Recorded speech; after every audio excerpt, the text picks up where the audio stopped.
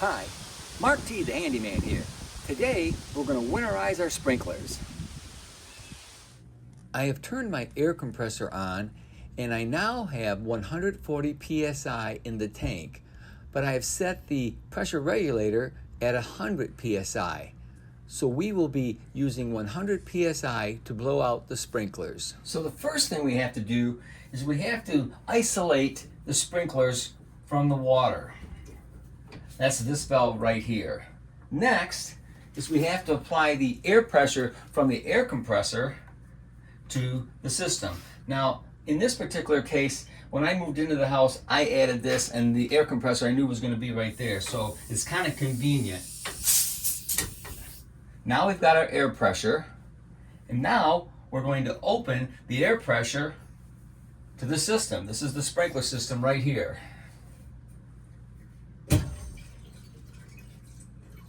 So we now have the air pressure from the air compressor in the system. Now we are outside at the sprinkler system control panel. The control panel is set in the off position, so we are going to set it to the manual run position. What we are going to do is set the manual control to 2 minutes. That will allow all 7 sprinkler circuits to stay on for 2 minutes while we blow the water out of the circuits. What we are looking at here is the number 1 circuit coming on, and the water starts to blow out of the underground tubing.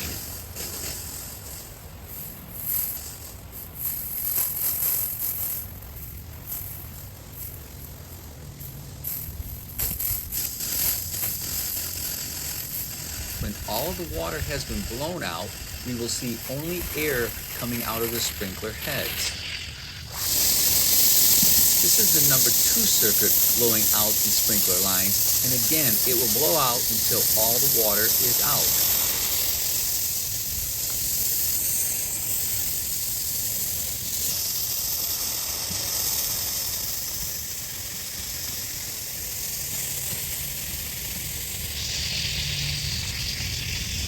Now, all 7 circuits have been blown out for 2 minutes.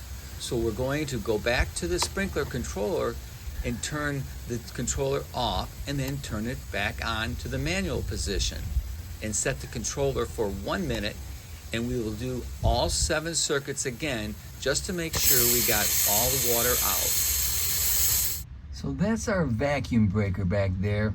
Because of the elevation of the basement and how the pipe came out, we had to leave it at that height. We're not underneath our deck here, and there was just no other place to put it where it would work properly.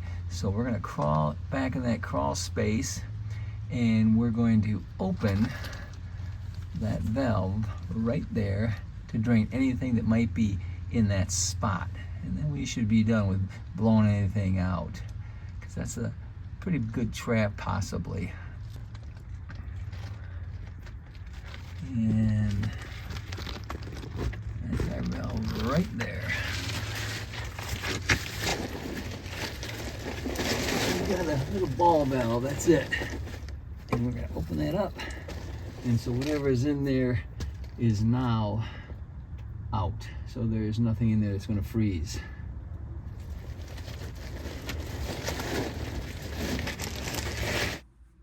Two years ago, when we moved in, we did not have underground sprinklers. So I had a contractor put the sprinklers in, and in other homes that we owned, when I would blow the sprinklers down, I would blow them down at the backflow preventer. Because our backflow preventer is located underneath the deck, it's not that easily accessible. So what I did was I put this T in, and I put the gauge, this valve, and then this air fitting in to hook my air compressor to. But in the other houses that I had the advantage of just doing it at the backflow preventer, and it wasn't really worth putting all this stuff in because I'd still have to run the air line out there. So this is what I used to use. I would hook this up to the valve, and then this would go on the air compressor hose, and that's how I would get the air into the system there. I just wanted to point that out. That's probably what most people do. They don't have this setup here. Well, we got one more task outside before we go back in. We have to tune this from manual to off for the winter. Okay, so we're all done blowing out the sprinklers. We close the air off to the system. We've already got the water off. We take the air pressure off.